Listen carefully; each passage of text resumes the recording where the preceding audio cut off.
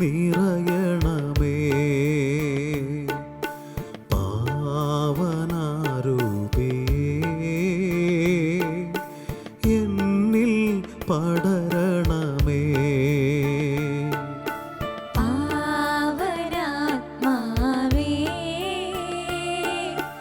എന്നിൽ നിറയണമേ.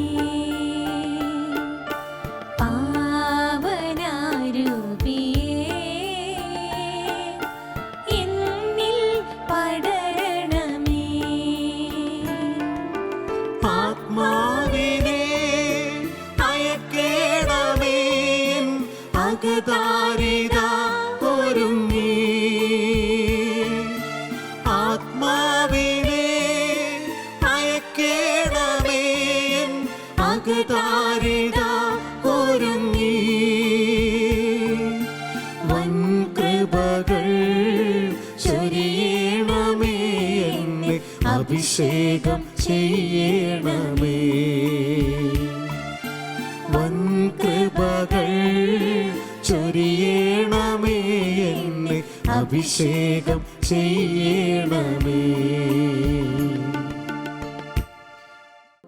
മിശിഹായിൽ പ്രിയമുള്ളവരെ, പന്തക്കോസ്ത തിരുനാൾ ഒരുക്കമായുള്ള 6ാമത്തെ ദിവസത്തെ നൊവേനയിലേക്ക് നമ്മൾ പ്രവേശിക്കുകയാണ്.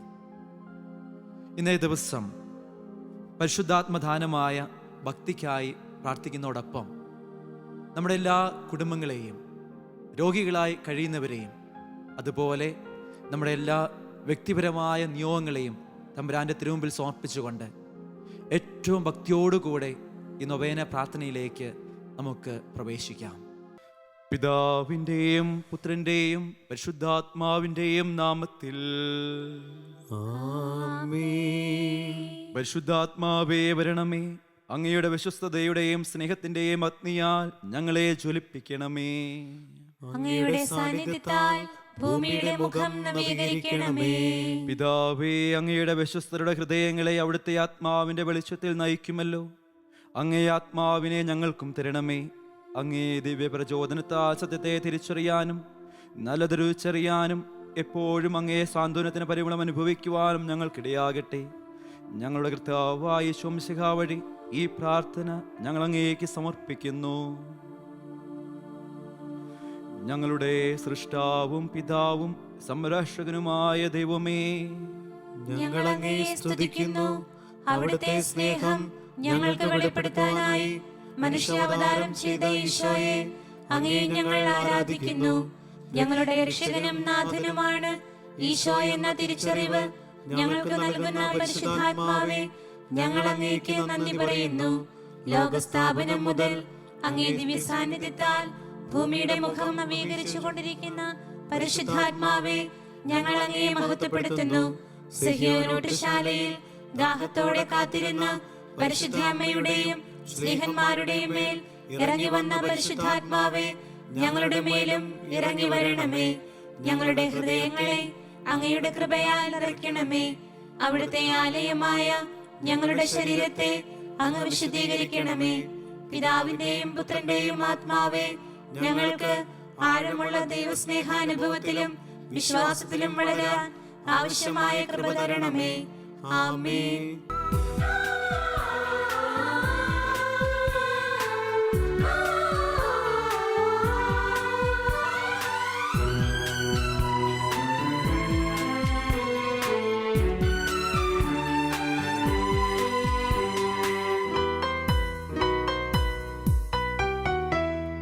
ആദിയിൽ വചനമുണ്ടായിരുന്നു, വചനം ദൈവത്തിങ്കലായിരുന്നു, ആ വചനം സത്യദൈവമായിരുന്നു, സത്യദൈവം ത്രിത്വമായിരുന്നു.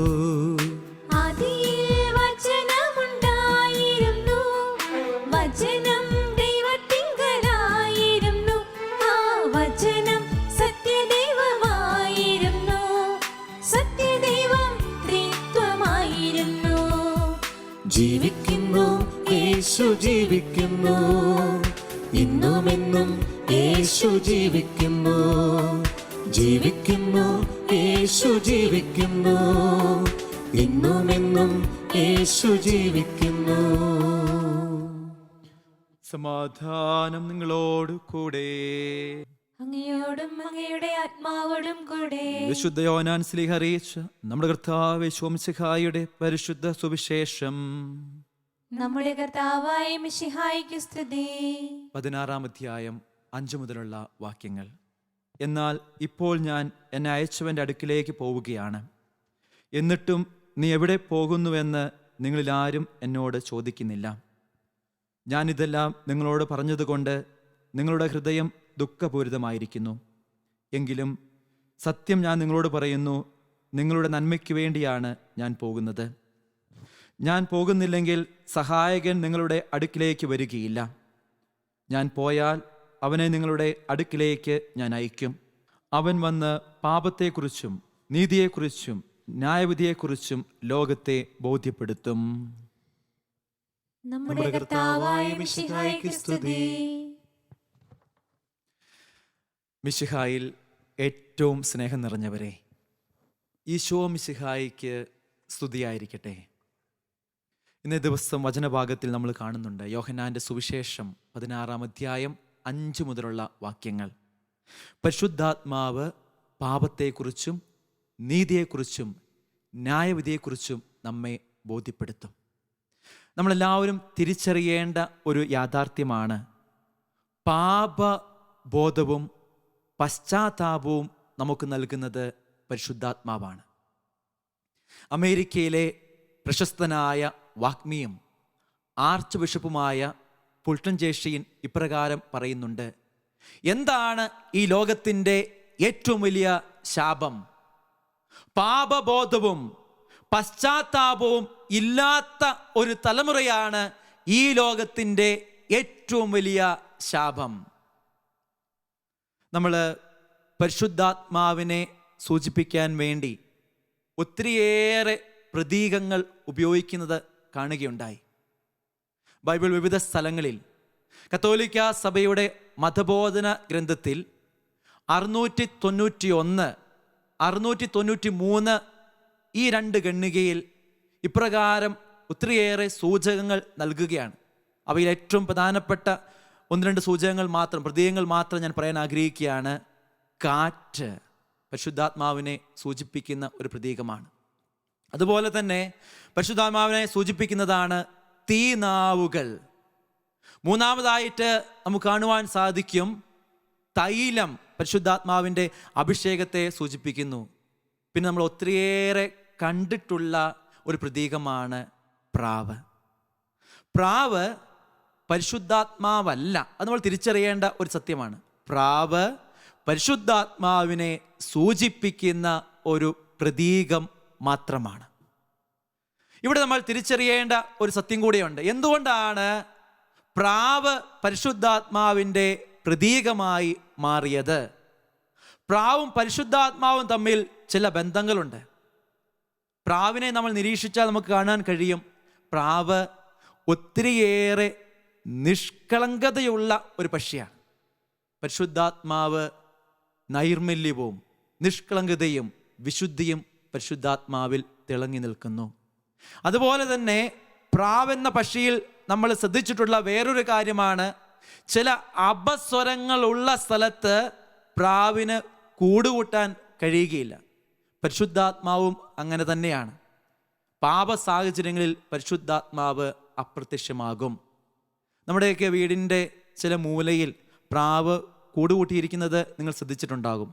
പ്രാവിനെ കൂടുതൽ അടുത്തെറിഞ്ഞാൽ നമുക്ക് മനസ്സിലാക്കാൻ കഴിയുന്ന ഒരു സത്യം ഇതാണ്: പ്രാവിൻ്റെ കൂട്ടിൽ മനുഷ്യൻ കൈയിട്ട് അതിൻ്റെ കുഞ്ഞിനെയോ അതുപോലെ തന്നെ മുട്ടയൊക്കെ എടുക്കാൻ ശ്രമിച്ചാൽ ആ പ്രാവ് വളരെ സങ്കടത്തോടു കൂടെ ആ കുഞ്ഞിനെയും അതിൻ്റെ മുട്ടയെയും നോക്കിക്കൊണ്ട് അത് വിദൂരത്തേക്ക് പറന്നു പോകും. പ്രാവ് പിന്നീട് ഒരിക്കൽ പോലും തൻ്റെ കൂട്ടിലേക്ക് തിരിഞ്ഞു നോക്കുകയില്ല എന്നത് വലിയൊരു സത്യമാണ്. ഇത് തന്നെ പരിശുദ്ധാത്മാവിൻ്റെ സഹവാസത്തിൽ നമുക്ക് മനസ്സിലാക്കാൻ കഴിയും. ഒരു മനുഷ്യൻ്റെ ജീവിതത്തിൽ തിന്മ കൂടുകൂട്ടുമ്പോൾ, തിന്മയാൽ ഒരു മനുഷ്യൻ നിറയുമ്പോൾ പരിശുദ്ധാത്മാവ് അവനെ നോക്കി സങ്കടപ്പെട്ടുകൊണ്ട് വിദൂരത്തേക്ക് അകന്നു മാറും. പാപ സാഹചര്യമുള്ള സ്ഥലത്ത്, തിന്മ ആവസിക്കുന്ന സ്ഥലത്ത് പരിശുദ്ധാത്മാവ് ഒരിക്കലും ഉണ്ടാവുകയില്ല. നമ്മളിനി തിരിച്ചറിയേണ്ട ഒരു യാഥാർത്ഥ്യം വിശുദ്ധ പൗലോസ് ശ്ലീഹ ഗലാത്യക്കാർക്ക് എഴുതിയ ലേഖനത്തിൽ 5-ാം അധ്യായം 16 മുതലുള്ള വാക്യത്തിൽ പറഞ്ഞു വെക്കുന്നുണ്ട്. ജഡത്തിൻ്റെ പാപത്തെക്കുറിച്ചാണ് അവിടെ പറഞ്ഞു വെക്കുക. വചനം ഇപ്രകാരമാണ്: ജഡത്തിൻ്റെ വ്യാപാരങ്ങൾ എല്ലാവർക്കും അറിയാം.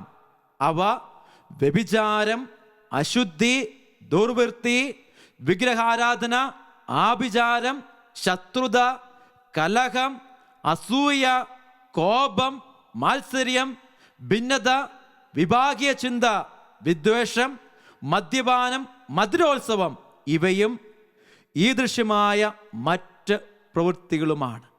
ജഡത്തിൻ്റെ വ്യാപാരമുള്ള ഒരു സ്ഥലത്ത് ആത്മീയത ഒരിക്കൽ പോലും ഉണ്ടാവുകയില്ല. ഒരു കൃഷിക്കാരൻ്റെ കഥ ഞാനിവിടെ ഓർക്കുകയാണ്. ഒരിക്കൽ ഒരു കൃഷിക്കാരന് കാട്ടിൽ വച്ച് ഒരു പെരുമ്പാമ്പിൻ്റെ കുഞ്ഞിനെ കിട്ടി. അവനത് വലിയ കൗതുകത്തോടെ കീശയിലിട്ടു. ആളുകൾ ചോദിച്ചു, നിനക്ക് വട്ടാണോ? നീ എന്താണ് ഈ ചെയ്യുന്നത്? പെരുമ്പാമ്പിൻ്റെ കുഞ്ഞിനെയാണ് നീ കീശയിലിട്ടിരിക്കുന്നത്. അവൻ വളരെ സന്തോഷത്തോടുകൂടെ അതിനെ വളർത്തി. ദിവസങ്ങൾ കഴിഞ്ഞു, മാസങ്ങൾ കഴിഞ്ഞു. പെരുമ്പാമ്പും അവനോടൊപ്പം വളർന്ന് വലുതായി. ദിവസങ്ങൾ കഴിഞ്ഞപ്പോൾ അവനൊരു കാര്യം ശ്രദ്ധിച്ചു. പെരുമ്പാമ്പ് ഇപ്പോൾ തീറ്റയെടുക്കുന്നില്ല. അവൻ വളരെ സങ്കടമായി. എന്താണ്? എന്നെ ഒത്തിരി സ്നേഹിക്കുന്ന പെരുമ്പാമ്പ് രാത്രിയിൽ എന്നോട് ചേർന്ന് എൻ്റെ കട്ടിലിൽ കിടക്കുന്ന പെരുമ്പാമ്പ് അത് തീറ്റയെടുക്കുന്നില്ലല്ലോ, ഇത് ചാവാൻ പോവുകയാണോ എന്ന് ആ കൃഷിക്കാരൻ ആകുലതപ്പെട്ടു. ആ കൃഷിക്കാരൻ ആ ഗ്രാമത്തിലെ ഒരു വൈദ്യൻ്റെ അടുത്തേക്ക് ഓടി. അവൻ വൈദ്യനോട് ഈ കാര്യങ്ങളെല്ലാം പറഞ്ഞു. എനിക്കൊരു പെരുമ്പാമ്പുണ്ട്, അത് തീറ്റയെടുക്കുന്നില്ല. ആ വൈദ്യൻ ആ മനുഷ്യനോട് ആദ്യം ചോദിച്ച ചോദ്യം ഇതാണ്: പെരുമ്പാമ്പ് ഇപ്പോൾ എവിടെയാണ് കിടക്കുന്നത്? അപ്പോൾ അവൻ പറഞ്ഞു, എനിക്ക് വളരെ ചെറുപ്പത്തിൽ തൊട്ട് കിട്ടിയ ഒരു പെരുമ്പാമ്പാണ്. അത് ഞാൻ ഒത്തിരി സ്നേഹിക്കുന്നുണ്ട്. അതിപ്പോൾ എൻ്റെ കട്ടിലിൽ എൻ്റെ ശരീരത്തോട് ചേർന്നാണ് കിടക്കുന്നത്. ഉടനെ തന്നെ ആ വൈദ്യൻ പറഞ്ഞു, ഒരു പെരുമ്പാമ്പിനെ സംബന്ധിച്ചിടത്തോളം ഒരു ഇരയെ കിട്ടിയാൽ അത് ദിവസങ്ങളോളം ഭക്ഷണം കഴിക്കാതെ അതിൻ്റെ ശരീരത്തിലേക്ക് ആ ഇരയെ വിഴുങ്ങാൻ വേണ്ടി കാത്തിരിക്കും. പിന്നീട് ആ ഇരയോട് ചേർന്ന് നിൽക്കും. തക്കം പാർത്ത് നല്ലൊരവസരത്തിൽ ആ പെരുമ്പാമ്പ് ഇരയെ വിഴുങ്ങും. വൈദ്യൻ വളരെ സങ്കടത്തോടുകൂടെ ആ കൃഷിക്കാരനെ നോക്കിയിട്ട് പറഞ്ഞു, നീ താലോലിച്ച് വളർത്തുന്ന ആ പെരുമ്പാമ്പിൻ്റെ ഇപ്പോഴത്തെ ഇര നീയാണ്. ആ കൃഷിക്കാരന് വലിയ സങ്കടം തോന്നി. അവൻ വീട്ടിലേക്ക് ഓടിച്ചെന്ന് ആ പെരുമ്പാമ്പിനെ കാട്ടിലേക്ക് പറഞ്ഞു വിട്ടു. പ്രിയമുള്ളവരെ, ഇതൊരു ചെറിയ കഥയാണെങ്കിൽ പോലും നമ്മുടെ ജീവിതത്തിലും ഇതിന് വലിയ പ്രാധാന്യമുണ്ട്. നമ്മുടെ ജീവിതത്തിൽ തമാശയ്ക്ക് ചില പെരുമ്പാമ്പിൻ കുഞ്ഞുങ്ങളെ വളർത്തുന്നുണ്ട്. അത് ദുശീലങ്ങളായിരിക്കാം, ജഡത്തിൻ്റെ പ്രലോഭനങ്ങളായിരിക്കാം, കുടുംബജീവിതത്തിൻ്റെ അവിശ്വസതയായിരിക്കാം, ലഹരി വസ്തുക്കൾ ഉപയോഗമായിരിക്കാം. തുടക്കത്തിൽ ഇതൊന്നും കുഴപ്പമില്ല. ഒരു ചെറിയ പെരുമ്പാമ്പിൻ്റെ കുഞ്ഞല്ലേ. എന്നാൽ പിന്നീട് പ്രിയമുള്ളവരെ, എന്താണ് സംഭവിക്കുന്നത്? ആ പെരുമ്പാമ്പ് വളർന്നു വലുതായി ആ കർഷകനെ തന്നെ വിഴുങ്ങാൻ വാപൊളിച്ചു നിൽക്കുകയാണ്. നമ്മുടെ ജീവിതത്തിൽ തമാശയ്ക്ക് തുടങ്ങുന്ന ചില പ്രലോഭനങ്ങൾ, പ്രശ്നങ്ങൾ പിന്നീട് ദിവസങ്ങൾ കഴിയുമ്പോൾ ഒരിക്കൽ പോലും രക്ഷപ്പെടാൻ കഴിയാത്ത ദുശീലങ്ങളായി നമ്മെ വിഴുങ്ങുന്ന പാമ്പായി അത് മാറും. നമ്മുടെ ജീവിതത്തിൽ പരിശുദ്ധാത്മാവ് നമ്മുടെ ഉള്ളിലേക്ക് കടന്നു വരുമ്പോൾ ഈ ദുശീലങ്ങളെ, ഈ ജഡത്തിൻ്റെ വ്യാപാരങ്ങളെ നമുക്ക് പിഴുതുമാറ്റാം. ആകയാൽ പ്രിയമുള്ളവരെ, പരിശുദ്ധാത്മാവ് നിറയാൻ വേണ്ടി നമുക്ക് അതിയായി ആഗ്രഹിക്കാം. തിന്മയോട് നോ പറയാൻ നമുക്ക് പഠിക്കാം. വർഷങ്ങൾക്ക് മുമ്പ് മൈനർ സെമിനാരിയിൽ നിന്ന് മേജർ സെമിനാരിയിലേക്ക് പോകാനുള്ള അവസരത്തിൽ എൻ്റെ ഡോക്ടറച്ഛൻ എന്നെ വിളിച്ച് ഉപദേശിച്ചുകൊണ്ട് ഇപ്രകാരം പറഞ്ഞു, മകനെ, ജീവിതത്തിൽ നോ പറയാൻ നീ ഇനി തൊട്ട് പഠിക്കണം. അന്നെനിക്ക് മനസ്സിലായില്ല, എന്തിനാണ് നോ പറയുന്നത്? എല്ലാവരോടും എസ് പറഞ്ഞല്ലേ ജീവിക്കേണ്ടത്. എന്നാൽ ഇതിന് വലിയൊരു സത്യമുണ്ട്. ജീവിതത്തിൽ പരിശുദ്ധാത്മാവ് നമ്മിൽ നിറയാൻ പലതിനോടും നോ പറഞ്ഞ് മുന്നോട്ട് കുതിക്കുക തന്നെ വേണം. ഇന്നേ ദിവസം ഒരു വചനം കൂടെ പറഞ്ഞ് ഞാൻ അവസാനിപ്പിക്കുകയാണ്. ഈ ഒരു വചനം നമ്മുടെ ഹൃദയത്തിൽ കാത്തു സൂക്ഷിക്കാം. വിശുദ്ധ പൗലോസ്ലീഹ കൊറിന്തോസർക്ക് എഴുതിയ 1-ാം ലേഖനം 6-ാം അധ്യായം 19-ാം വാക്യം, നിങ്ങളിൽ വസിക്കുന്ന ദൈവദത്തമായ പരിശുദ്ധാത്മാവിൻ്റെ ആലയമാണ് നിങ്ങളുടെ ശരീരമെന്ന് നിങ്ങൾക്ക് അറിഞ്ഞുകൂടെ. വചനം നമ്മെ ഓർപ്പിക്കുകയാണ്, നമ്മുടെ ശരീരം അത്ര നിസ്സാരമല്ല. ദൈവത്തിൻ്റെ ആത്മാവ് വസിക്കുന്ന ആലയമാണ്. അത്രമാത്രം വിശുദ്ധിയോടുകൂടെ, അത്രമാത്രം പവിത്രതയോടുകൂടെ കാത്ത് സൂക്ഷിക്കേണ്ടതാണ് എൻ്റെയും നിങ്ങളുടെയും ശരീരം. പ്രിയമുള്ളവരെ, ആത്മാർത്ഥതയോടുകൂടെ, തീക്ഷ്ണതയോടുകൂടെ നമുക്ക് പ്രാർത്ഥിക്കാം. പരിശുദ്ധാത്മാവേ, എന്നിൽ വന്ന് നിറയണമേ. പാപസാഹചര്യങ്ങളും അതുപോലെ തന്നെ ജഡത്തിൻ്റെ വ്യാപാരങ്ങളും ദുശ്ശീലങ്ങളും മാറ്റി പരിശുദ്ധാത്മാവിനാൽ നിറയാൻ, നമ്മുടെ ശരീരത്തെ പവിത്രമായി കാത്തു സൂക്ഷിക്കാൻ ദൈവത്തോട് അനുഗ്രഹം യാചിച്ചുകൊണ്ട് നമ്മെ തന്നെ പൂർണ്ണമായി തമ്പുരാന് വിട്ടുകൊടുക്കാം.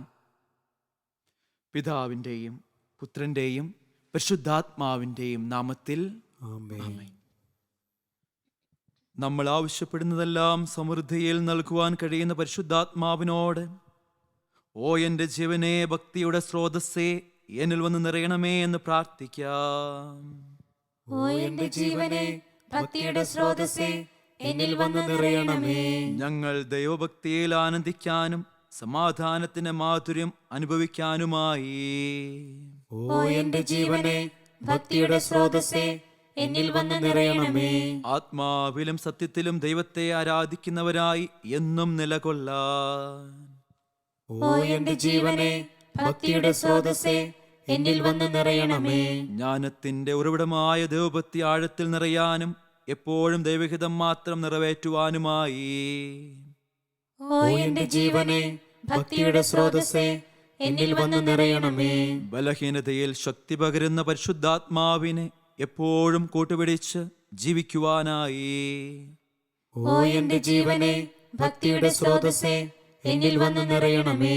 ഞാനും നവീകരണ മുന്നേറ്റത്തിൽ നേതൃത്വ ശുശ്രൂഷ ചെയ്യുന്ന എല്ലാവരും വിശ്വസ്തയോടെ ഉത്തരവാദിത്തങ്ങൾ നിറവേറ്റാൻ, ഓ എൻ്റെ ജീവനെ, ഭക്തിയുടെ സ്രോതസ്സേ, എന്നിൽ വന്ന് നിറയണമേ.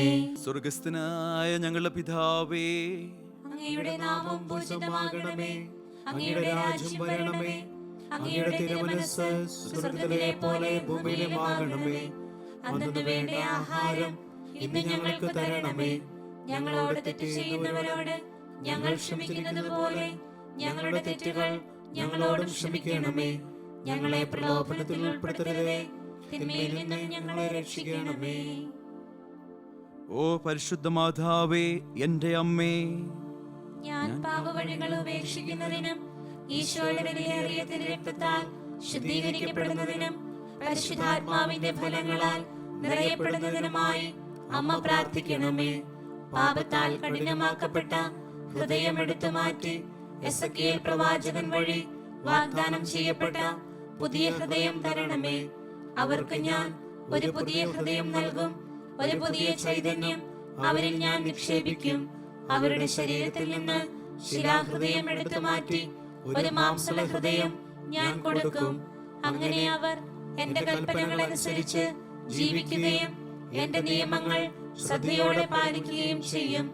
അവർ എന്റെ ജനവും ഞാൻ അവരുടെ ദൈവവുമായിരിക്കും. പരിശുദ്ധയും സ്നേഹനിധിയുമായ എന്റെ അമ്മേ, പരിശുദ്ധാത്മ സ്നേഹത്താൽ നിറഞ്ഞ് മാനസാന്തരത്തിന്റെ ഫലങ്ങൾ പുറപ്പെടുവിക്കുന്ന പുതിയ മനുഷ്യനെ ധരിക്കാനായി അമ്മ എനിക്കായി പ്രാർത്ഥിക്കണമേ. എൻ്റെ ദൈവമേ, ദയ എന്ന പുണ്യം ഞങ്ങൾ നിറയ്ക്കണമേ. ഞങ്ങളുടെ പ്രവൃത്തികൾ വഴി ഞങ്ങൾ അനേകർക്കും മാതൃകയാകട്ടെ. ഞങ്ങൾ ആർക്കും ദുഷ്പ്രേരണയ്ക്ക് കാരണമാകാതിരിക്കട്ടെ. ഞങ്ങളുടെ വാക്കുകളിലും പ്രവൃത്തികളിലും സത്യസന്ധതയും ആത്മാർത്ഥതയും ഉള്ളവരാകാൻ ഞങ്ങളെ സഹായിക്കണമേ. എല്ലാവരോടും ദയാപൂർവം വർത്തിക്കാൻ ഞങ്ങളെ അനുഗ്രഹിക്കണമേ. ഞങ്ങളായിരിക്കുന്ന അവസ്ഥയിൽ നിന്ന് ആയിരിക്കേണ്ട അവസ്ഥയെക്കുറിച്ചുള്ള തിരിച്ചറിവ് ഞങ്ങളിൽ എപ്പോഴും നൽകണമെന്ന് ഞങ്ങളുടെ കർത്താവായ ഈശോ മിശിഹാ വഴി അങ്ങയോട് ഞങ്ങൾ പ്രാർത്ഥിക്കുന്നു. പ്രിയമുള്ളവരെ, പരിശുദ്ധാത്മാവിന് സ്വയം സമർപ്പിച്ച് നമുക്ക് അല്പനേരം മൗനമായി പ്രാർത്ഥിക്കാം.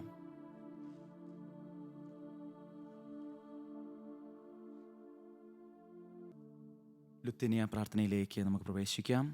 കർത്താവേ കനിയണമേ, കർത്താവേ കനിയണമേ, ക്രിസ്തുവേ കനിയണമേ, ക്രിസ്തുവേ കനിയണമേ, കർത്താവേ കനിയണമേ, കർത്താവേ കനിയണമേ, ക്രിസ്തുവേ ഞങ്ങളുടെ പ്രാർത്ഥന കേൾക്കണമേ, ക്രിസ്തുവേ ഞങ്ങളുടെ പ്രാർത്ഥന കേൾക്കണമേ, ക്രിസ്തുവേ ഞങ്ങളുടെ പ്രാർത്ഥന കൈക്കൊള്ളണമേ, ക്രിസ്തുവേ ഞങ്ങളുടെ പ്രാർത്ഥന കൈക്കൊള്ളണമേ, പിതാവായ ദൈവമേ ഞങ്ങളെ അനുഗ്രഹിക്കണമേ, ദൈവത്തിന്റെ പുത്ര ലോകവിമോചക ഞങ്ങളെ അനുഗ്രഹിക്കണമേ, പരിശുദ്ധാത്മാവായ ദൈവമേ, ഞങ്ങളെ അനുഗ്രഹിക്കണമേ, പരിശുദ്ധ ത്രിത്വമേ ഏകദൈവമേ, ഞങ്ങളെ അനുഗ്രഹിക്കണമേ, പിതാവിനും പുത്രനും സമനായ പരിശുദ്ധാത്മാവേ, ഞങ്ങളിൽ വന്ന് നിറയണമേ, പിതാവിന്റെ വാഗ്ദാനമായ പരിശുദ്ധാത്മാവേ, ഞങ്ങളിൽ വന്ന് നിറയണമേ, ലോകത്തിന്റെ മുഖം നവീകരിക്കുന്ന പരിശുദ്ധാത്മാവേ, ഞങ്ങളിൽ വന്ന് നിറയണമേ, പ്രാവിന്റെ രൂപത്തിൽ യേശുവിന്റെ മേൽ എഴുന്നള്ളി വന്ന പരിശുദ്ധാത്മാവേ, ഞങ്ങളിൽ വന്ന് നിറയണമേ, ആദിമ ക്രൈസ്തവ സമൂഹത്തിൽ നിറഞ്ഞ പരിശുദ്ധാത്മാവേ, ഞങ്ങളെ നയിക്കണമേ, വചനത്താൽ ഞങ്ങളെ ശുദ്ധീകരിക്കുന്ന പരിശുദ്ധാത്മാവേ, ഞങ്ങളെ നയിക്കണമേ, സഭയിൽ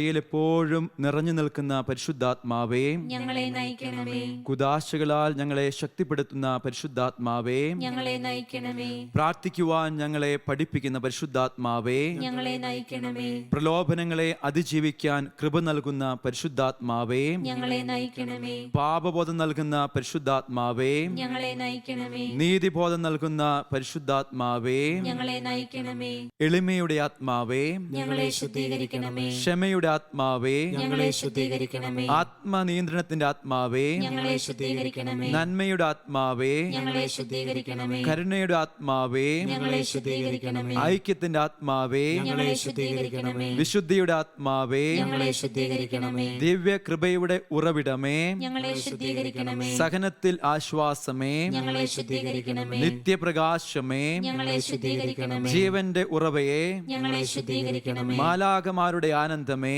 ഞങ്ങളെ ശുദ്ധീകരിക്കണമേ, പ്രവാചകന്മാരുടെ പ്രചോദനമേ, ഞങ്ങളെ ശുദ്ധീകരിക്കണമേ, അപസ്തോലന്മാരുടെ ഗുരുവേ, ഞങ്ങളെ ശുദ്ധീകരിക്കണമേ, രക്തസാക്ഷികളുടെ ശക്തിയുടെ ഉറവിടമേ, ഞങ്ങളെ ശുദ്ധീകരിക്കണമേ, പരിശുദ്ധാത്മാവേ കരുണയുള്ളവനെ, ഞങ്ങളുടെ മേൽ കരുണയായിരിക്കണമേ, പരിശുദ്ധാത്മാവേ കരുണയുള്ളവനെ, ഞങ്ങളുടെ പ്രാർത്ഥന കേൾക്കണമേ, പരിശുദ്ധാത്മാവേ കരുണയുള്ളവനെ. ഞങ്ങളെ അനുഗ്രഹിക്കണമേ. നമുക്ക് പ്രാർത്ഥിക്കാം. പിതാവിനോടും പുത്രനോടും കൂടെ ഒന്നായിരിക്കുന്ന പരിശുദ്ധാത്മാവേ, എല്ലാവരെയും വിശുദ്ധീകരിക്കുകയും ആശ്വസിപ്പിക്കുകയും ചെയ്യുന്നവനെ, അങ്ങയുടെ ദാസരുടെ ഹൃദയങ്ങളിൽ നിറയണമേ.